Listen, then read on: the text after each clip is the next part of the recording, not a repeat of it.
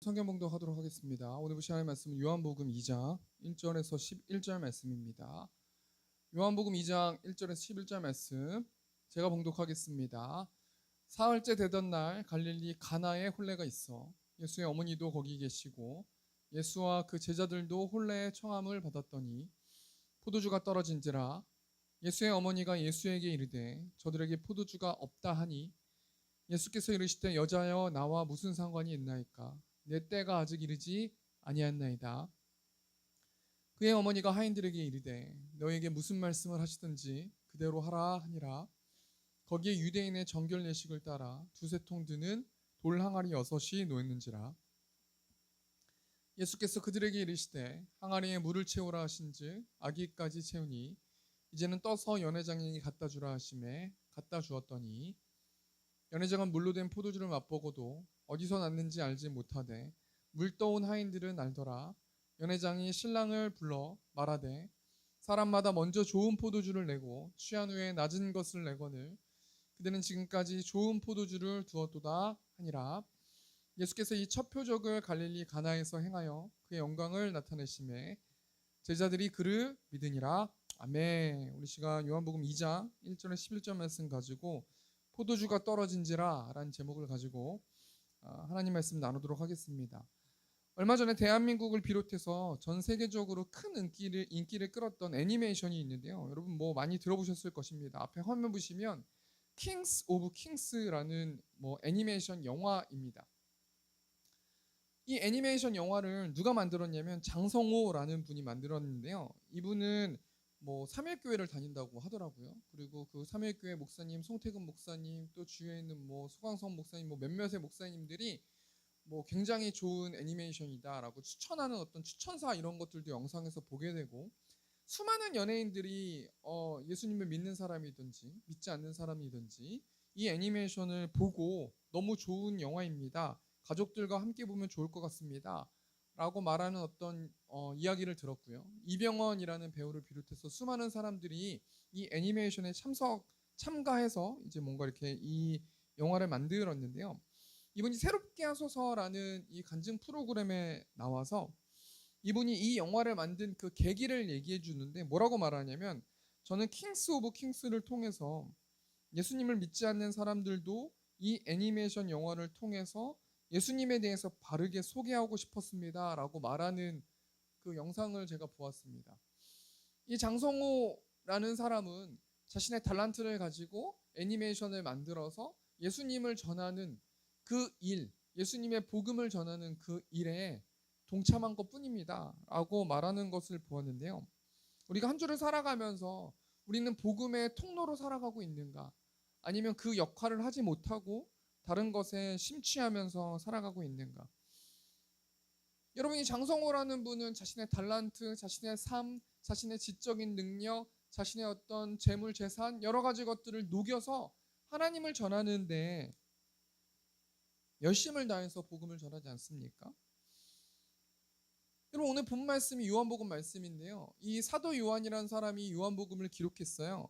근데 이 사도 요한이라는 사람이 어떤 기질의 사람이었냐면 보아너게라라는 이 별명을 가지고 있듯이 불의 사람이에요. 굉장히 욱하고 화내고 막 짜증내고 유명한 일화가 있지 않습니까? 사마리아를 지나가려고 할 때 불을 명해서 저 사마리아 사람을 다 태워 죽입시다라고 말했던 사람인데 이 사도 요한이 성령을 받고 성령 세례를 받고 복음의 사람이 되었어요. 그리고 사도 요한이 요한복음이라는 이 말씀을 기록했는데 왜 요한복음을 기록했다고 말합니까? 우리 요한복음 20장 31절 보니까 오직 이것을 기록하면 너희로 예수께서 하나님의 아들 그리스도이심을 믿게 하려 함이요 또 너희로 믿고 그 이름을 힘입어 생명을 얻게 하려 함이니라. 여러분 사도 요한이 성령 세례를 받고 예수님을 믿고 예수님을 구주로 시인하고 나서요 요한복음이라는 이 말씀을 기록함을 통해서 예수님을 전하는 통로가 됐다라는 거예요. 앞에 말을 정리해 볼까요?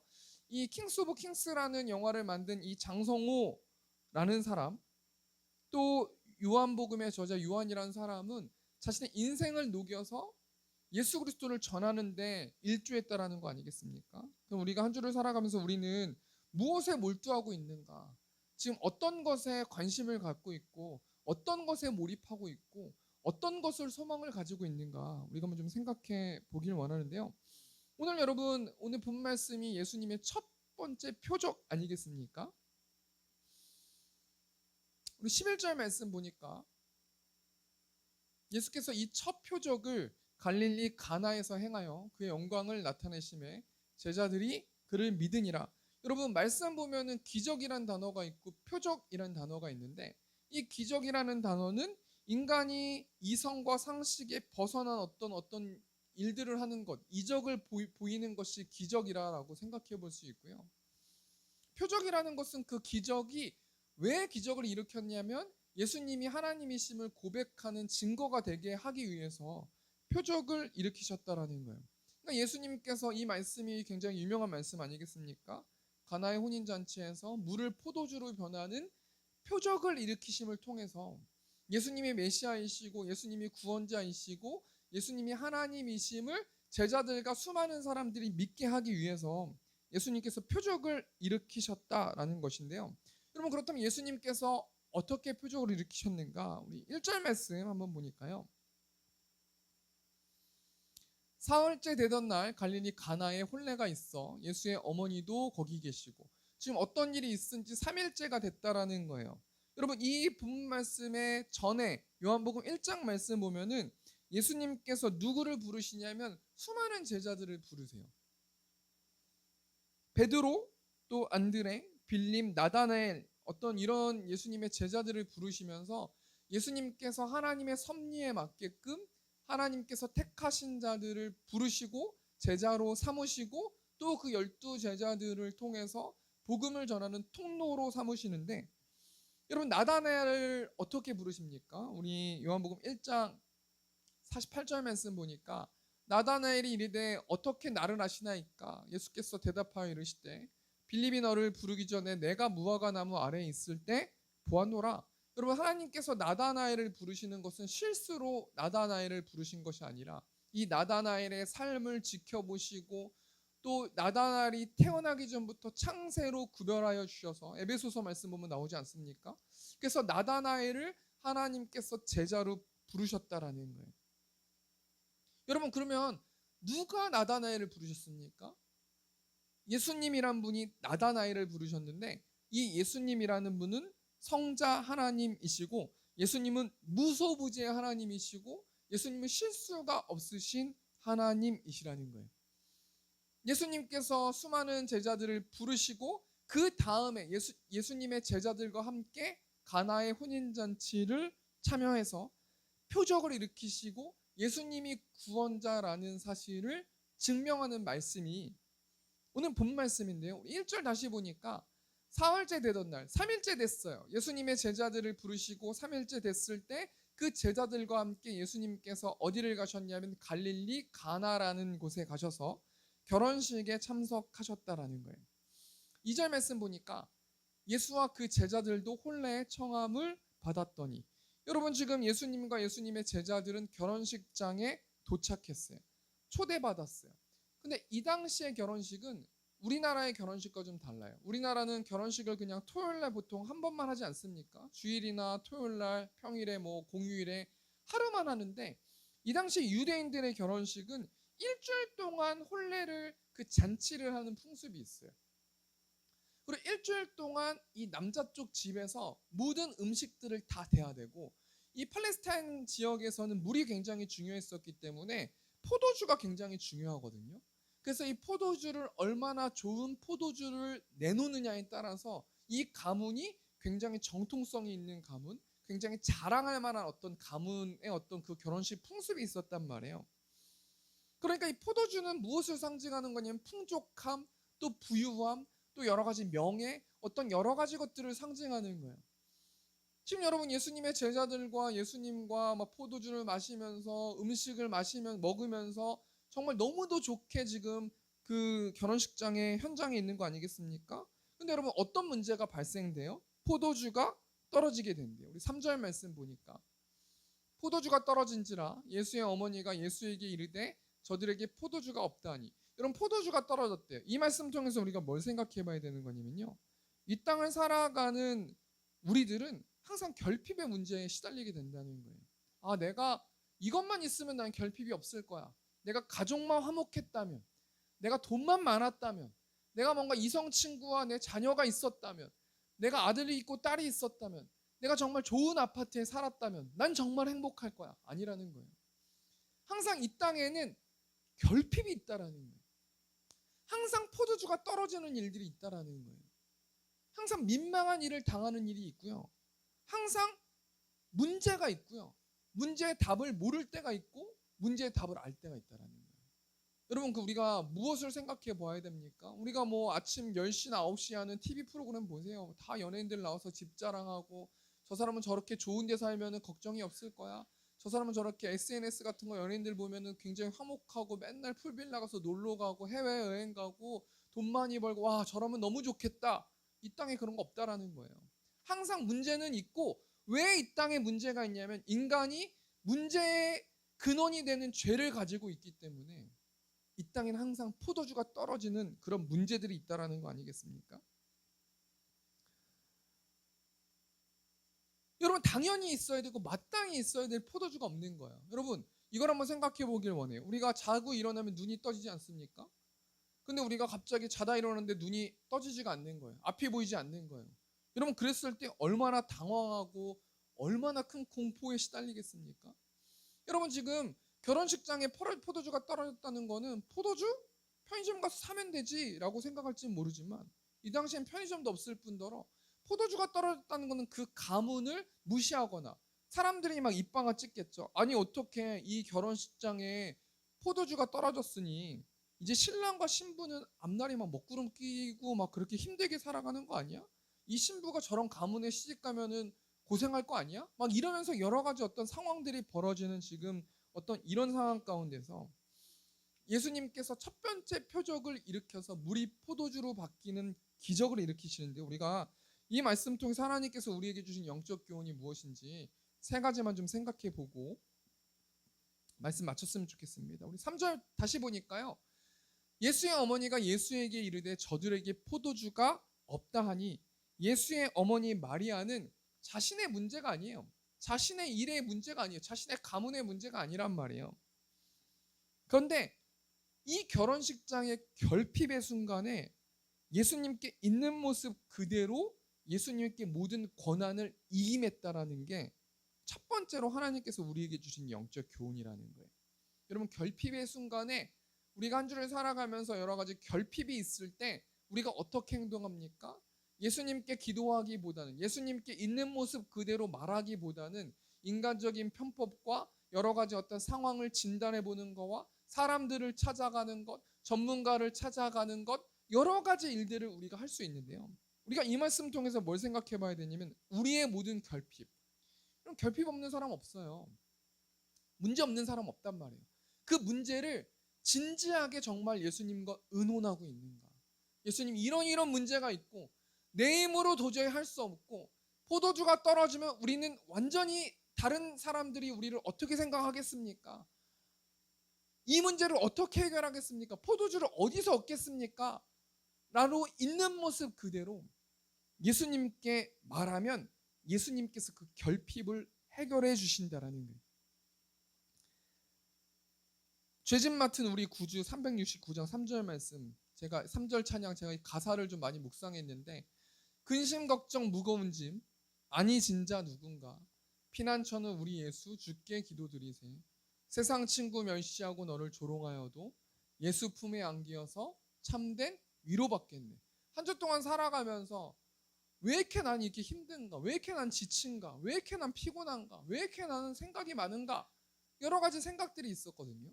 근데 여러분, 이 찬양 가사가 뭡니까? 세상 친구 멸시하고 너를 조롱해도, 세상이 너를 아니라고 하고 널 잘못됐다고 하고 너가 문제라고 하고 다 너 때문이라고 한다 할지라도 예수 품에 안기어서 참된 위로받겠네.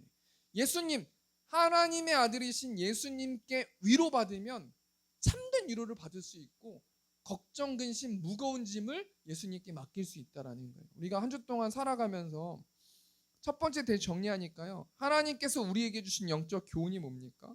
포도주가 떨어진 결핍의 순간에 마리아처럼 있는 모습 그대로 사실 말씀 그대로 사실 그대로 예수님께 아뢰고 하나님 이 문제의 답이 예수님께 있습니다. 예수님 품에 안기어서 참된 위로 받고 싶습니다. 걱정 근심 무거운 짐 예수님께 다 드릴 테니 예수님께서 내 마음을 기쁨으로 물이 포도주가 변화된 것처럼 내 슬픈 마음이 기쁨으로 교체될 수 있도록 하나님 붙들어 주십시오라고 우리가 기도하면서 나아가는 저 우리 세움교회 성도님들 되셨으면 좋겠습니다. 여러분 문제의 답을 예수님만 알고 있다라는 거예요. 문제의 답을 다른 데서 찾지 마시고 예수님께 나아가서 직면하는 저와 우리 세움교회 성도님들 되셨으면 좋겠습니다. 우리 두 번째로요. 하나님께서 우리에게 주신 영적 교훈이 무엇인가? 우리 4절 말씀 보니까 예수께서 이르시되 여자여 나와 무슨 상관이 있나이까? 내 때가 아직 이르지 아니었나이다. 여러분 지금 예수님께서 그 자신의 어머니 마리아가 말씀하신 어떤 그 답변이 뭐라고 말합니까? 여자여 나와 무슨 상관이 있나이까? 내 때가 아직 이르지 아니하였나이다. 아니 나한테 왜 이걸 얘기합니까? 나는 내가 이걸로 할 이유가 없습니다 라고 굉장히 퉁명스럽게 이야기하지 않습니까? 우리가 이 말씀을 통해서 뭐 생각해 봐야 되는 거는요, 우리가 하나님께 기도했을 때 여러 가지 액션들과 여러 가지 응답들과 여러 가지 반응들이 뭐가 내 마음에 맞지 않게끔 되었을 때 하나님께 짜증내거나 화내거나 낙담하거나 불신하거나 이럴 때가 있다라는 거예요. 근데 마리아라는 예수님의 어머니는 짜증을 낸다거나 화를 낸다거나 짜증을 낸다거나 낙담하지 않았다라는 거예요. 우리 5절 말씀 보니까요. 그의 어머니가 하인들에게 이르되 너희에게 무슨 말씀을 하시던지 그대로 하라 하니라. 여러분 마리아라는 예수님의 어머니가 어떻게 이렇게 예수님 말씀에 순종하라고 우리 애들 말로 막 이렇게 예수님을 띄워줍니까? 예수님은요, 아니 마리아는요 자신의 아들 예수님이 하나님이라는 사실을 알았다라는 거예요. 믿었다라는 거예요. 그렇기 때문에 하나님께서 나한테 반응하는 어떤 이 액션들을 모든 것들을 신뢰하고 믿는 믿음을 가지고 하인들에게 가가지고요 너희에게 무슨 말씀을 하시던지 그대로 하라 하니라 라고 명령했다라는 거예요. 여러분 두 번째로 하나님께서 우리 성도들에게 주신 영적 교훈이 뭡니까? 평범한 순종이 기적을 만들어낸다는 거예요. 매일의 삶 가운데서 하나님께서 주시는 그 말씀에 평범하게 순종하면 평범한 일상에서 순종하면 우린 복 받는다는 거예요. 왜 제가 복이라는 단어를 썼는지 아십니까? 우리 신명기 7장 말씀 보면은 이스라엘 백성들이 가나안 땅에 들어가기 전에 하나님께서 모세를 통해서 약속해 주시는 말씀이 있거든요. 우리 신명기 7장 11절부터 15절 말씀 제가 읽어드리겠습니다. 그런즉 너는 오늘 내가 내게 명하는 명령과 규례와 법도를 지켜 행할지니라. 매일 반복해서 율법을 지키고 하나님의 말씀대로 순종하라는 거예요. 우리 12절 보니까 너희가 이 모든 법도를 듣고 지켜 행하면 내 하나님 여호와께서 내 조상들에게 맹세하신 언약을 지켜 내게 인애를 베푸실 것이라. 곧 너를 사랑하시고 복을 주사 너를 번성하게 하실 때 내게 주리라고 내 조상들에게 맹세하신 땅에서 내 소생에게 은혜를 베푸시며 내 토지 소산과 곡식과 포도주와 기름을 풍성하게 하시고 내 소와 양을 번식하게 하시리니. 여러분 모세를 통해서 하나님께서 하나님의 자녀들에게 뭘 말씀하십니까? 너 내가 말하는 거 말씀 순종해. 너 그럼 풍성한 삶 살아갈 거야. 돈이 많아서 풍성한 것도 뭐 그런 것도 있겠지만 물질적인 것도 마찬가지지만 너 영적으로든 너의 어떤 인생 가운데서 풍족하게 부족함이 없이 평안하게 살아갈 거야 라고 말씀해 주시는 거 아니겠습니까? 우리 14절 보니까 내가 복을 받음이 만민보다 훨씬 더하여 너희 중에 남녀와 너희의 짐승의 암수에 생육하지 못함이 없을 것이며 15절 보니까 여호와께서 또 모든 질병을 내게서 멀리하사 너희가 아는 애굽의 악질에 걸리지 않게 하시고 너를 미워하는 모든 자에게 걸리게 하실 것이라. 한마디로 말해서 하나님 말씀 순종하면요 나를 대적하는 사람들을 해코지해 주실 것이고 나는 풍족한 인생을 살 것이고 평안한 인생을 살 것이고 만족한 인생을 산다라는 거예요. 여러분 이런 예화 있지 않습니까? 하루는 건강검진 받았는데 의사가 내 몸에 좋지 않은 것이 발견됐다고 말하는 거예요. 그래서 의사가 뭘 말합니까? 환자에게 매일매일 약 드세요. 몸에 좋은 채소 드세요. 운동하세요. 신신당부했어요. 근데 여러분 신신당부에서 그 이야기를 의사말을 믿은 사람은 열심히 노력했어요. 병이 치료되는 거 아니겠습니까? 그런데 그 사실을 모든 것들을 인정했어요. 그런데 매일 운동도 하지 않아요. 맨날 밀가루 먹어요. 좋지 않는 거 먹어요. 운동도 안 해요. 맨날 누워만 있어요. 그럼 어떤 삶 살아가는 거예요? 나중에 병 걸려 죽는 거 아니겠습니까? 여러분, 한마디로 말해서요. 두 번째 대지 정리하니까요. 하나님께서 우리에게 주신 영적 교훈이 무엇인가? 평범한 순종, 평범한 일상의 순종이 기적을 만들어낸다는 거예요. 기적은 여러분 어떤 다른 사람에게만 있는 게 아니라요. 우리들한테도 기적이 일어날 수 있다라는 거예요. 하나님께 있는 모습 그대로 기도하고 일상에서 하나님께서 주신 말씀에 순종하면 평안한 삶, 물이 포도주로 바뀌는 그런 기적을 경험할 수 있다라는 거예요. 우리가 매일의 삶 가운데서 예수 그리스도를 의지함을 통해서 평범한 일상 속에서 하나님 말씀에 순종하는 저와 우리 세움교회 성도님들 되셨으면 좋겠습니다. 우리 마지막 세 번째로요. 하나님께서 우리에게 주신 영적 교훈이 무엇인가? 우리 6절 7절 말씀 보니까 거기에 유대인의 정결 예식을 따라 두세 통 든 돌 항아리 6이 놓였는지라. 7절 보니까 예수께서 그들에게 이르시되 항아리에 물을 채우라 하신즉 아기까지 채우니. 여러분, 하나님께서 저와 우리 성도들에게 주신 영적 교훈이 무엇이냐면 모든 일에 최선을 다해서 행동하라는 거예요. 여러분, 하인이 있는데 지금 하인의 입장에서 마리아의 이야기를 들으면 가서 항아리에 물을 채우라고 한다라는 거는 이제 포도주가 바뀔 거라는 거 아니겠습니까? 상식적으로 말이 안 되는 말 아니에요? 이론적으로 말이 안 되는 말이잖아요. 그렇지 않습니까? 그런데 여러분, 이 하인들은요, 이 마리아의 말에 순종했어요. 그리고 항아리에 물을 채우라고 했을 때 대충 채운 게 아니라 아기까지 채웠다라는 거예요. 하나님께서 우리에게 명령하신 말씀이 있어요. 매일의 삶 가운데서 하나님께서 우리에게 요구하시는 말씀이 있어요. 요구하시는 행동이 있어요. 복음을 전하는 건 아니겠습니까? 그런데 눈 가리고 아웅하지 말고 이 하인들처럼 항아리에 물을 채우라. 물이 포도주로 바뀔지 포도주로 안 바뀔지 하인이 솔직히 무슨 상관이 있습니까? 그 포도주로 물이 바뀌지 않는다고 할지라도 하인이 무슨 문제되는 게 없어요. 모든 문제에 어떤 이런 책임은 마리아가 지는 거 아니겠습니까? 그런데 여러분, 하인이 뭐 한다고 마리아의 말에 순종해서 아기까지 물을 채웁니까? 하나님께서 원하시는 종들은 하나님 말씀에 순종하는 종들을 원하세요. 여러분, 하인들이 왜 아기까지 물을 채웠냐면 예수님과 마리아 또 예수님이 영적 권위가 있는 것을 본능적으로 알게 된 거예요. 마리아의 말이 예산말이 아니라는 사실을 본능적으로 알게 됐다라는 거예요. 그렇기 때문에 여러분, 이 하인들이 순종한 거 아니겠습니까?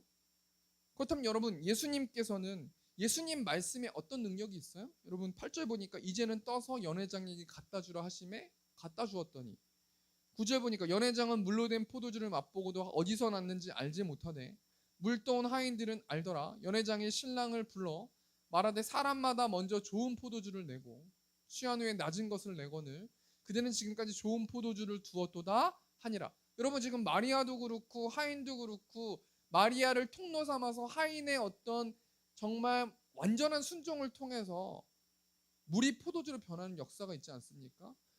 우리가 이 말씀 통해서 뭘 생각해 봐야 되는 거냐면 예수님께서 우리에게 주시는 요구하시는 것들이 있어요. 우리가 점심을 먹고 복음을 전하지 않습니까? 그 복음을 전하는 것이 세상적인 기준을 봤을 땐 정말 어리석은 행동이에요. 그 복음을 전하고 건빵 준다고 해서 교회 옵니까? 그렇지 않습니까? 그런데 하인처럼 그냥 하나님께서 복음을 전하라고 하신 것이기 때문에 그냥 전하는 것뿐이에요.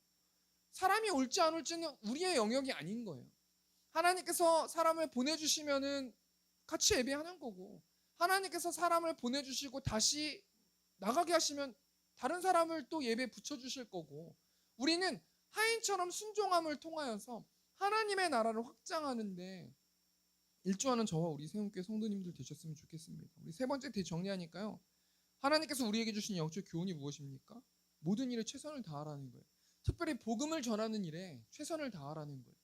그럼에도 복음을 전하는 세움교회 아니겠습니까? 뭐 아까 우리 안수 집사님 기도 때도 말씀해 주셨지만 이제 2025년이 4개월밖에 안 남았어요. 우리가 4개월 동안 열심을 다해서 복음을 전하고 하나님 말씀에 순종했을 때 우리가 2026년에 세움교회가 있는 거예요. 우리가 순종하지 않으면 우리 교회가 왜 계속 유지되어야 됩니까? 우리의 순종의 모습을 보고 하나님께서 2026년에 세움교회를 지속시키고 유지시켜 주실 것이라는 겁니다. 우리 두려움고 떨리는 마음을 가지고 이 말씀을 좀 받았으면 좋겠습니다. 우리 말씀을 정리했으면 좋겠습니다. 가나의 혼인잔치를 배경으로 사도 요한이 뭘 말하고 싶은 거냐면 요한복음을 통해서 예수님이 하나님이시고 구원자시라는 거예요. 예수님이 기적도 일으키실 수 있는 분이시지만 기적만 일으키시고 이 땅에서 잘 먹고 잘 살게 사랑하게 만들어주시는 분이 우리 예수님이 아니고 예수님은 구원자 되시고 우리의 모든 죄를 도말시켜 주시고 대속시켜 주시고 부활해 주시는 분이 우리 예수님이다라고 말씀해 주시는 거예요. 우리가 오늘 본 말씀 통해서 세 가지 영적 교훈이 무엇입니까? 있는 모습 그대로 하나님께 기도하라는 거예요. 평범한 순종이 기적을 만들어낸다는 거예요. 모든 일에 최선을 다하고 특별히 복음을 전하는 일에 최선을 다하는 우리 세움교회 성도님들 되셨으면 좋겠습니다. 우리 적용하면서 우리가 한 주 동안 무엇을 적용하면서 살아가는가? 여러 가지 프로그램을 보고 유튜브나 이런 걸 봤는데 어떤 분이 이런 얘기를 하는 거예요. 예수님 믿는 사람인데 기쁘지 않다는 거예요. 그게 문제라는 거예요.